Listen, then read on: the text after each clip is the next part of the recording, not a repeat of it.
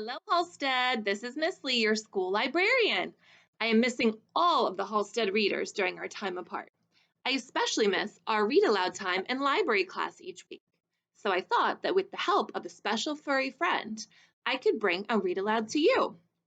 Here with me, I have my dog, Boomer. Say hi, Boomer.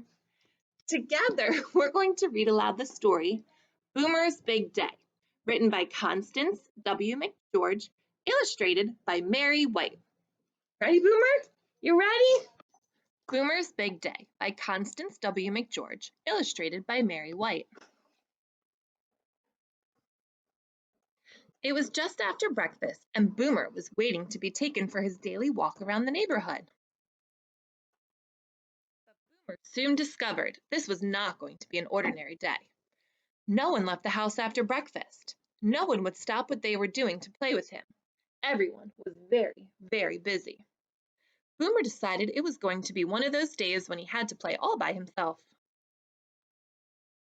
He searched the house for his favorite toy, an old green tennis ball.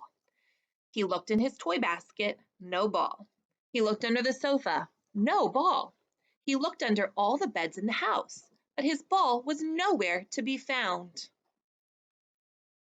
Suddenly, the doorbell rang.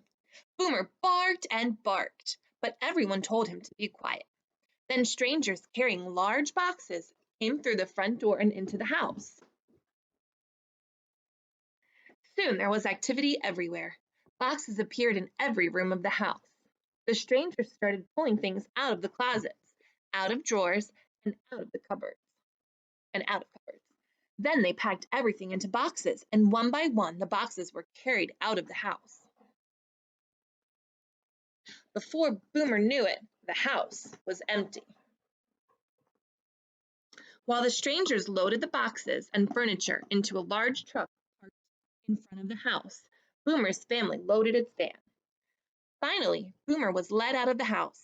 He was told he was going for a ride, but lots of other things seemed to be going for a ride too. Boomer was very confused. The ride was unlike any other Boomer had ever taken. He could hardly see out the window. Packages kept falling on him. The ride lasted a very long time. Finally, the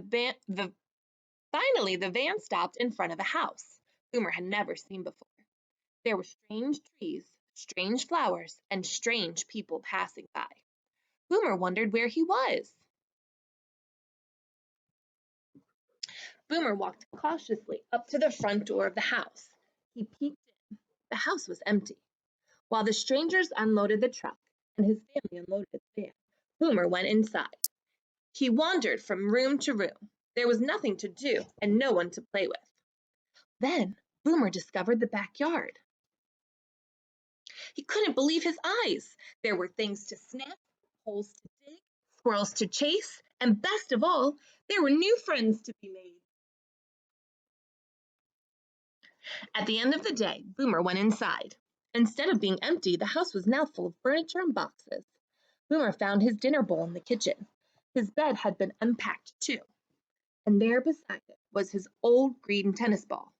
Boomer wagged his tail. Then, happy to be home, he curled up and went to sleep.